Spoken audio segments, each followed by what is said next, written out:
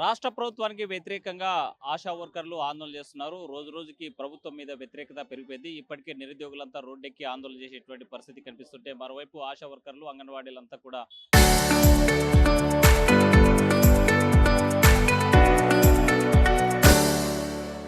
ఇవాళ రాష్ట్ర వ్యాప్తంగా జిల్లా కలెక్టరేట్ల ముట్టడి పెట్టారు. మనతో మాట్లాడక ఆ సంఘం నాయకులు ఉన్నారు. చెప్పండమ్మా, ఎందుకోసం అని రోడ్డు ఎక్కాల్సిన పరిస్థితి వచ్చింది? మాకు గత 42 రోజుల సమ్మె కాలంలోన మా టెంట్ల దగ్గరకొచ్చి మా ప్రభుత్వం వస్తే మీకు వచ్చిన వెంటనే తగినంత జీతం మా తెలంగాణ కంటే మీకు 1000 రూపాయల జీతం ఎక్కువ ఇస్తానని మాట ఇచ్చినాడు. ఆయన అనుకున్నంతనే వచ్చినారు సీఎం సార్ గారు. మరి ఇన్ని రోజులు 2.5 సంవత్సరం అయినా కూడా ప్రభుత్వం వచ్చి ఇంతవరకు మా గురించి మాట్లాడింది లేదు. మమ్మల్ని చర్చలకు పిలిచి జీతం పెంచుతామని చెప్పింది ఈ రోజుటి వరకు లేదు. మాకు చూసే పనులేమో చాలా ఎక్కువ పెడుతున్నారు. మా జీతం చాలా తక్కువ ఉంది. ఇప్పుడున్న ఖర్చులకు మాకొచ్చే జీతానికి చాలాకనే మేము బతికినట్లే ఉంది. కొన్ని చోట్ల మాకు భర్తలు లేని వాళ్ళు ఉన్నారు. పిల్లలను చదివించుకొని ఆ 11,500లో ఇంటి రెంట్ కట్టుకొని వాళ్ళు ఎట్లా బతుకుతారు?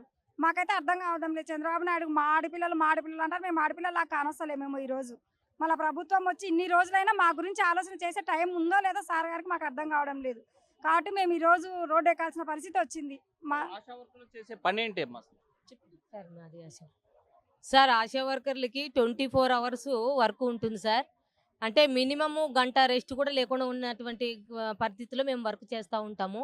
ఆన్లైన్ వర్క్ అంటే ఇదివరకు ఏఎన్ఎం వర్క్ చేసేటువంటి ఏమైతే ఎన్సిడి సర్వేలు ఉన్నాయో, ఏమైతే సర్వేలు ఉన్నాయో అవన్నీ కూడా ఆశా వర్కరే చేపిస్తున్నారు.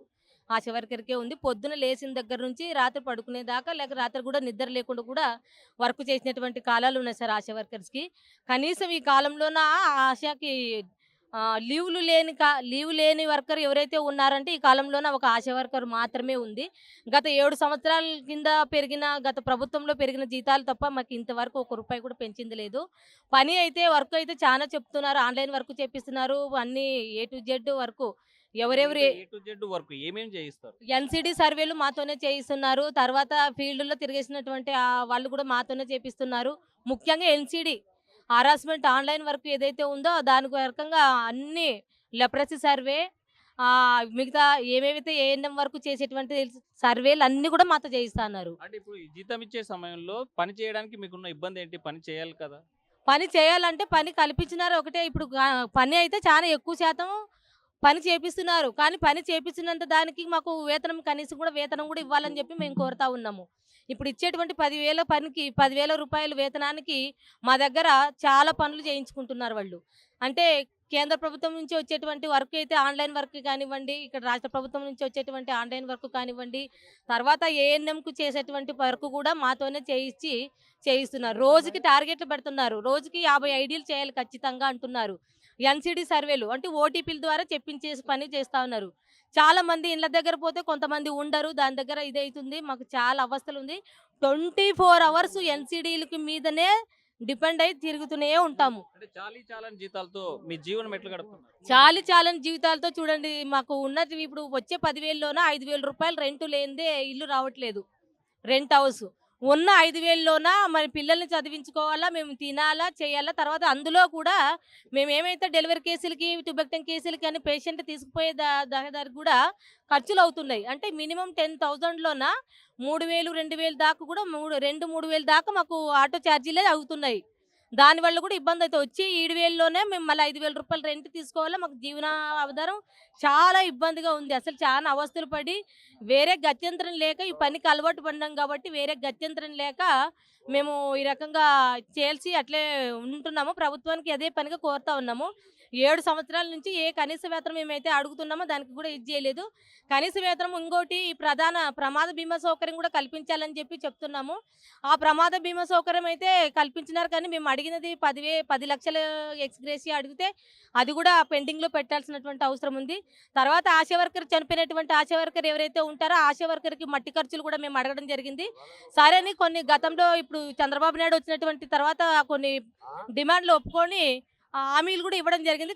హామీలు ఇచ్చి కూడా 2 సంవత్సరాలు గతం అవుతూ ఉంటే కూడా ఇప్పటి వరకు ఒకటి కూడా మాకు హామీ నెరవేరలేదు. ఇవ్వటువంటి ఉంది. తర్వాత ప్రమాద బీమా సౌకర్యం కల్పించాలి. తర్వాత మాకు మట్టి ఖర్చులు ఇవ్వాలి.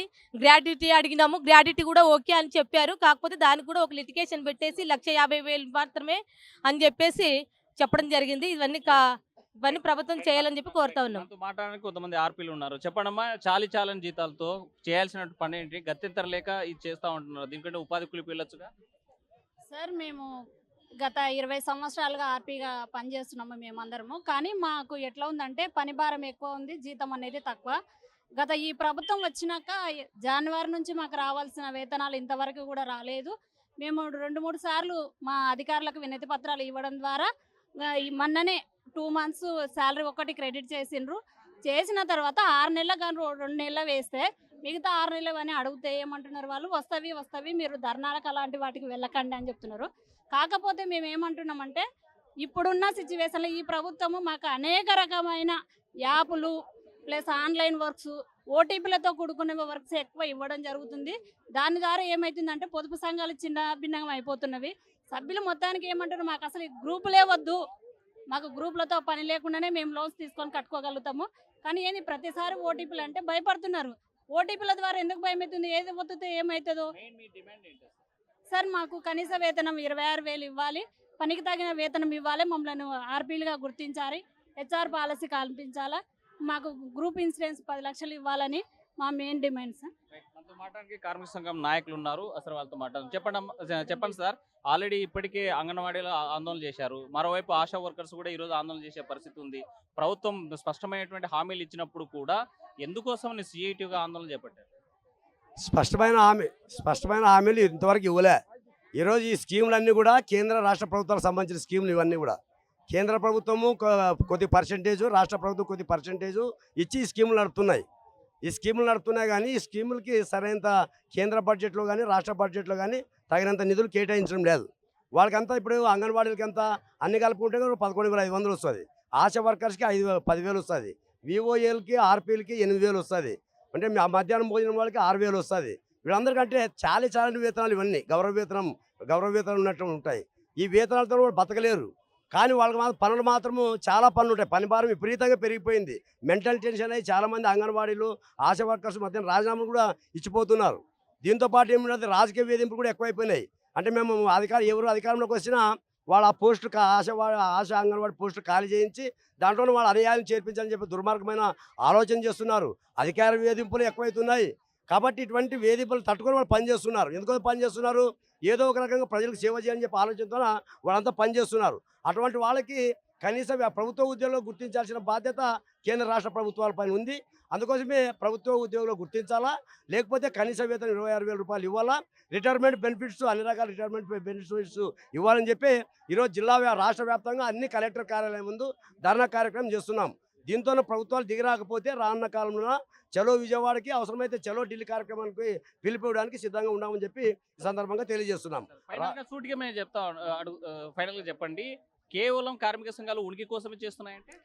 లేదు, కార్మిక సంఘాల ఉనికి కోసం కాదు. వాస్తవంగా స్కీమ్ వర్కర్లు అనేటువంటి వాళ్ళు ఈరోజు దేశంలో అనేక మంది, లక్షలాది మంది పనిచేస్తున్నారు.